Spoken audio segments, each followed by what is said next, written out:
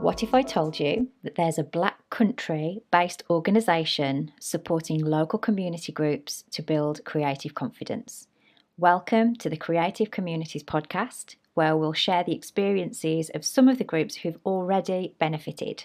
I'm your host, Laura, the CBC Creative Advisor for Dudley. In this episode, we're speaking to Simon about his brilliant project At the Edge that took place in Wolverhampton. So just to start off, can you introduce yourself? Yeah, my name's Simon Suphandgali. I'm a former youth worker, fashion entrepreneur. I'm now working predominantly within social impact within the creative space. Brilliant, thank you. And what inspired you to collaborate in this particular community arts project? It was just really about bringing back my knowledge and experience, my toolbox, back to my local community and sharing, the value that I'd amassed and potential with, people like the younger me, and trying to create environments and support that can, allow them to consider the creative industry as being, a realistic opportunity in regards to their future and their careers. Brilliant, that's amazing. Could you briefly describe the specific creative communities project that you were involved in? So what was its main goal, or what was its main theme? So the idea was to take a group of young people through the process of bringing an idea to market by actually doing it with them in a very no frills approach, very, very focused on, hard, tangible, real life tools and experience that they can actually use to move forward, and not just, theory or slideshows and just boring them with information, but actually doing it with them. I really believe, I've got a lot of belief in, experiential learning, in learning by doing, and how we can grow that way. So yeah, so we just did that. I got this group of young people together. They come up with a brand name, a brand identity. This group of young people had never met each other before. I think one or two may have known friends of friends and stuff, and had everything from the one end. There was a young lad who's at university, and at the other end there was one of the young people had been out of work for like a couple of years, having mental health problems, and really just lost, but had an interest in, like tattooing and art and stuff. But that's all it was. And so I had a quite eclectic group.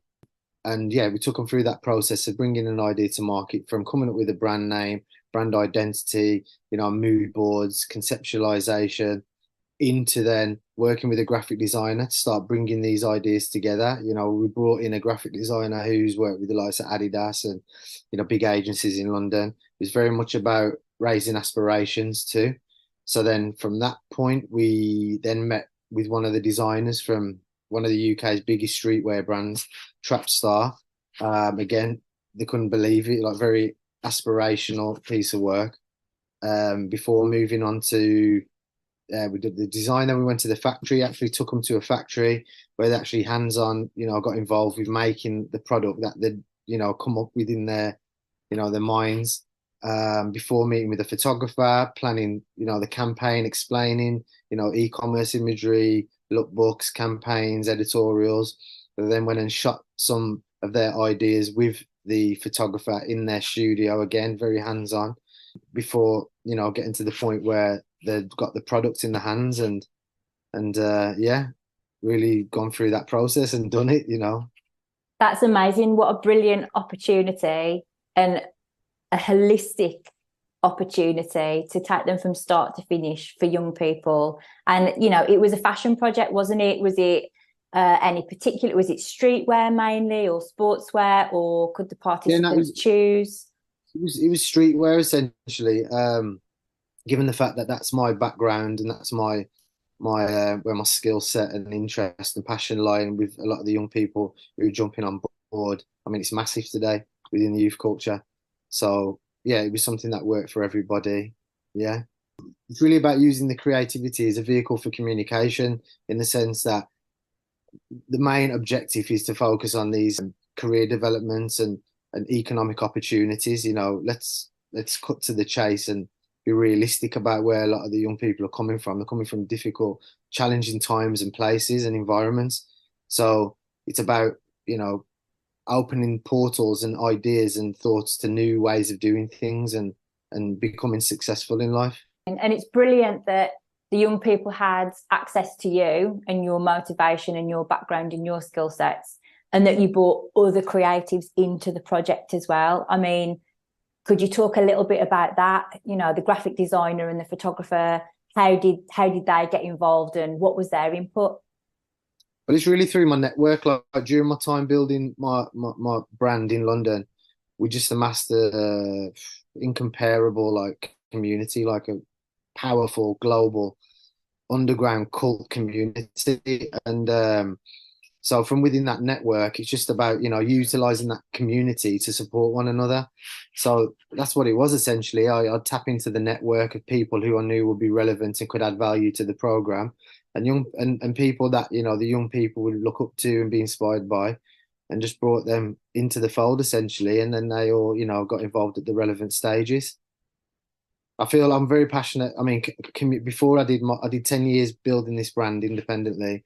Prior to that, I was a youth worker for 10 years, a youth and community worker. So I worked with some of the most, you know, challenging young people, but some of the most inspiring, you know, grassroots communities, you know. So having that background, community has always been dear to my heart. So upon me finding myself after following my interest and passion into fashion, I found myself, you know, in a position of with a platform, and it was just always about giving back. So my concept for my brand was to engage with the culture that surrounds fashion. Coming from a place I come from, fashion was always pretentious and, you know, hierarchical and elitist, and it was very like much kids like me was never invited or, you know, welcomed. So it was about saying, okay, now I've managed somehow miraculously to get me in this position where I'm working with like, you know, the art director of Louis Vuitton, Virgil, and you know, got A-list rappers coming to my events. I'm working with the British Fashion Council.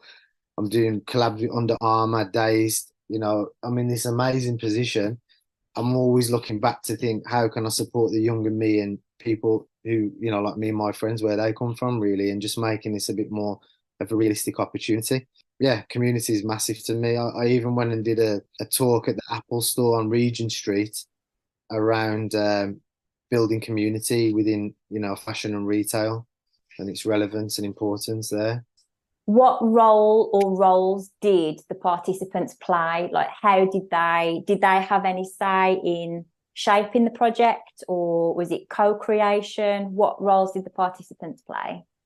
Just based on the like the capacity and the amount, the volume, and what I was trying to achieve with the work, you know, and the time and everything around it, it was like quite limiting. So it was something that I'd kind of created myself with a understanding of, I guess, co-creation and collaboration over years of working with young people, as opposed to saying, right, we're going to create this.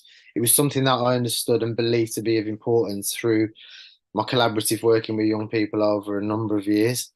So yeah, that's why I wanted to run it. And then that pilot in itself was part of the co-production and consultation, as in nature it being a pilot, was doing it with them and we're learning together. And I made that quite clear and transparent with them. This is the first time I'm doing this.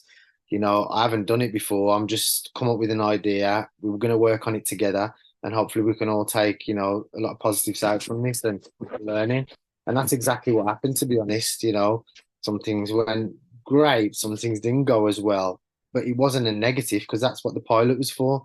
And that's what this, you know, the CBC allowed me the opportunity to do, which was amazing. And I got to, yeah, try and test what worked and essentially, you know, progress and move forward in preparing for the future project and, you know, what will come next. It sounds like a brilliant experience for them. And were there any key milestones that you noticed for the participants during the project? Were there any like key moments where you thought, yeah, something's landed there? I think when I started bringing, because like by the nature of the work, I had to there had to be like an element of classroom, but I'm very adverse to, you know, traditional methods of learning, in the sense that where I'm trying to position what I'm doing is for those who don't necessarily fit into mainstream education or and space because of, other external factors, where they come from, circumstances in life and so forth. It doesn't mean that, a young person who's been excluded from school is a failure.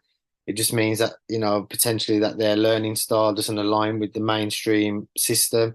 Maybe they've got other problems, within the home and things that have caused a strain that have affected their ability to attend school and things. So it's just about trying to create different alternative environments that can accommodate those with alternative needs, really. That's great. I mean, I think, it sounds like a really, really inclusive project, and that's it. It sounds like you were really adaptable to, and you really have a great connection and a great understanding of the people, the participants that you were working with, what they need, and responding to that in real time.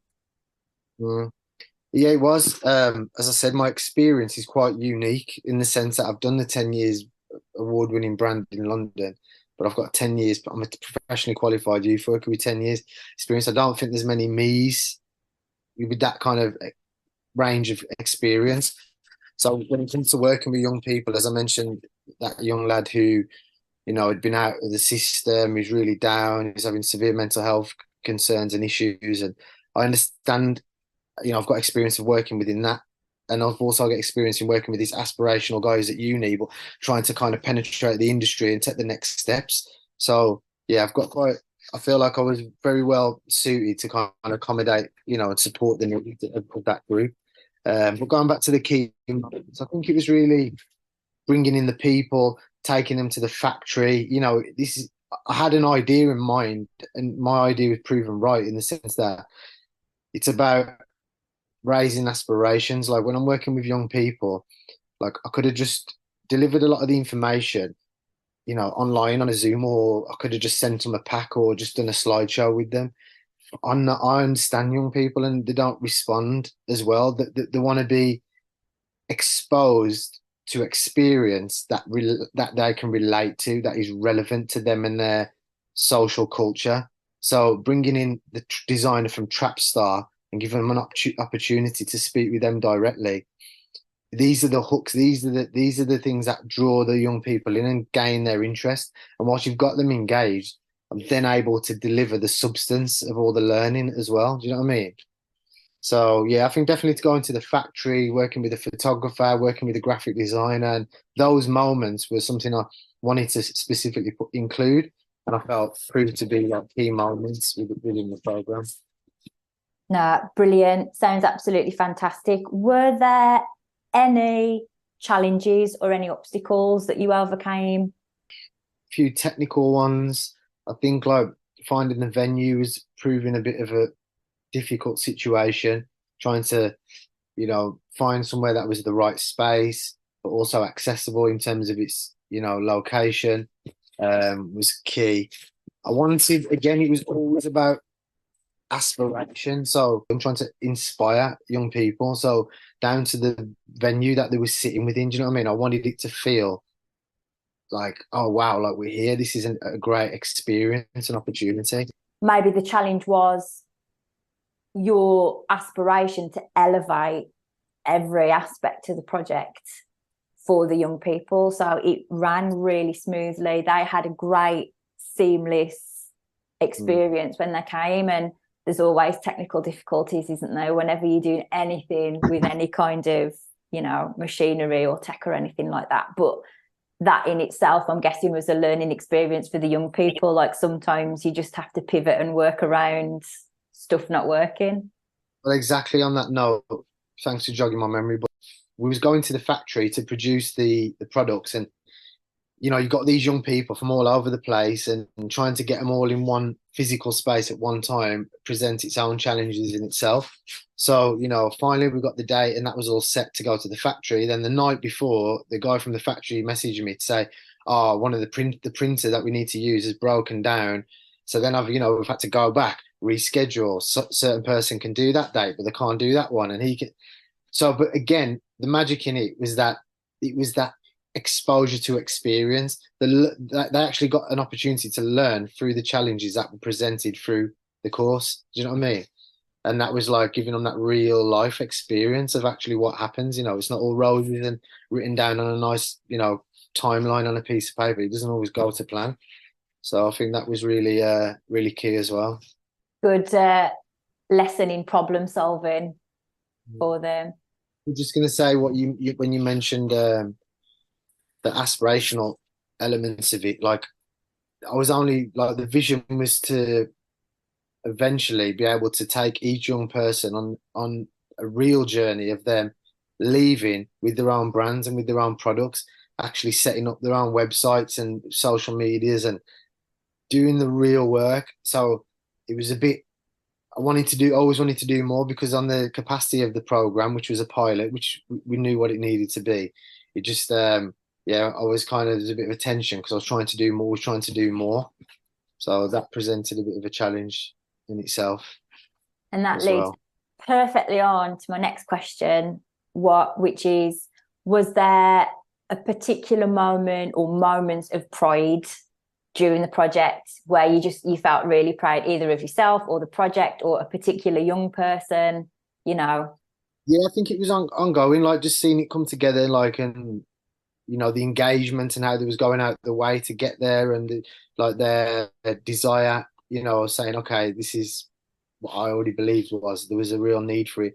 But yeah, one young person in particular, that one who, was having a bit of a difficult time, see, just first of all, witnessing that young person throughout the weeks and how vocal he was becoming and engaged and like buoyant in energy and everything. And then I think it kind of culminated in a message that they sent me a couple of weeks after the course, and telling me about their ideas and how they're starting this thing and they've linked up with this other service and they're going to get their laptop and this business thing. And it was just really amazing to see and hear, particularly from that young person who, it was even a point like, I don't know if they're going to be able to, we didn't know if they're going to be able to handle this and, engage with it.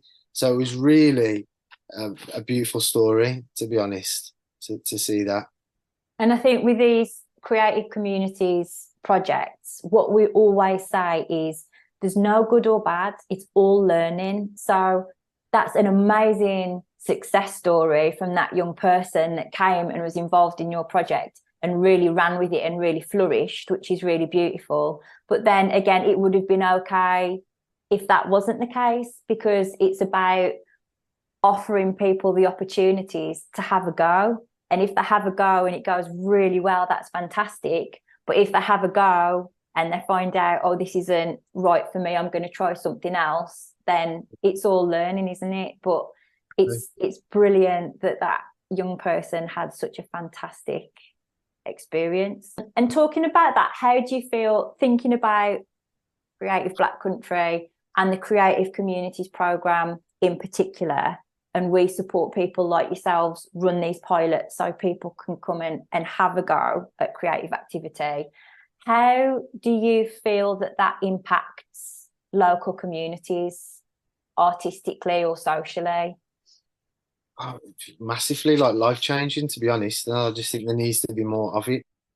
Without that CBC opportunity for that pilot to run, then, this young person, who knows where they might have been, because it was looking pretty dark, I'll be honest with you. So, yeah, I think it's very important. It's just about kind of amplifying that opportunity and that work. Like even one of the young people who attended the program, I've actually connected him with Nelson for him to maybe apply to CBC to run an idea and project that he wants to do. So it's that kind of sustainable legacy that we have the opportunity to build as well and further to develop. And that's it. It really is all about building creative confidence in individuals and in communities to do that they've then got the confidence and the experience and the contacts to have a go at doing things themselves. So that's just, and I think what's important, or something worth noting, is the ease of application. And I think that's really key, because we talk about inclusion and opportunity, a lot of the young people are just, there's a culture, isn't there, that's there, like an unspoken culture of, oh, fun, like, oh, I can't do all that. It's not for me. It's too high. I can't do all that. But actually, you're an 18-year-old kid with like this idea of doing something. It's simple as, sending an email, having a phone call. The form is so simple. The support to guide you through filling out the form is there. Because I went through that process with this young lad. I was saying to him, well, you got this idea. Maybe you could do this. And it's like I could feel he was like, oh, I don't know about all funding and applying and all this. And I was like, no. And when I broke it down and shown him, it's like, oh, okay, this is more real accessible and realistic, and I could actually consider doing this now. I think that's it. And we as a team deliberated and spoke long and hard about making it as accessible and as easy as possible. And it's literally like one side of A4, and it's who are you, what do you want to do, where do you want to do it, why do you want to do it, when, and how much do you need. It's like, you haven't got to be a CIC or a formed group. You haven't got to have a board or a treasurer or anything like that. We say group, it can be a group of neighbours or a group of friends, or, a group of young people from a university or a college or a youth club. So we really, really pride ourselves on trying to be inclusive and make things as accessible as possible. So as many people as possible can just roll their sleeves up and have a go. It's a great opportunity, but everything is just getting it out there, isn't it? It's just getting it out to those that would benefit from it the most, who probably are the ones who feel like they're furthest away from it. Do you know what I mean? And connecting those dots. Yeah, and encouraging them as well, encouraging them to have a go. And most of the people that we do work with have never done anything like this before. And that's what the creative advisors are for, to hold the hand basically and encourage them and talk them through it and help them fill the form out. And we're there if they've got any questions or queries along the way, to build that creative confidence in people. So then hopefully they pass the message along to other people and go, oh, I did it. It was really easy. I was really stressed about it, but it was really simple. What advice would you give to other creatives or community groups that want to have a go at something like creative communities? What would your advice be to them? I think what would my advice be? Essentially, just do it. I mean, once you have an idea, don't be afraid to ask for support. Like, you don't have to have a fully fledged business plan. It's not that type of thing. It's like, do you have an idea? Do you have an interest and a passion for something within your community? If you do, pick up the phone, make contact with CBC, develop that idea. It's good to talk this is how our ideas, develop. So have a conversation. Don't feel fearful that, oh, I can't call them because I haven't got a fully fledged, plan from beginning to end. It's not about that. It's about development. So yeah, once you've got an idea, an interest, it could just be an interest, just something yet circling in your head. You thought, oh, let me just have a chat with them, pick up the phone, and then from my experience, I can only say that they'll help you develop that idea. That's it, perfectly. You only need a seed of an idea or a spark of an idea, and we'll go through it with you and help you develop it and turn it into a pilot. So that's perfect. Thank you. That's a wrap for the Wolverhampton episode. Be sure to also check out episodes for the other Black Country boroughs. A big thank you to Simon for their time and generosity in sharing their experiences today. And if you feel inspired to get involved with creative communities yourself, then please check out CBC's website, which is www.creativeblackcountry.co.uk.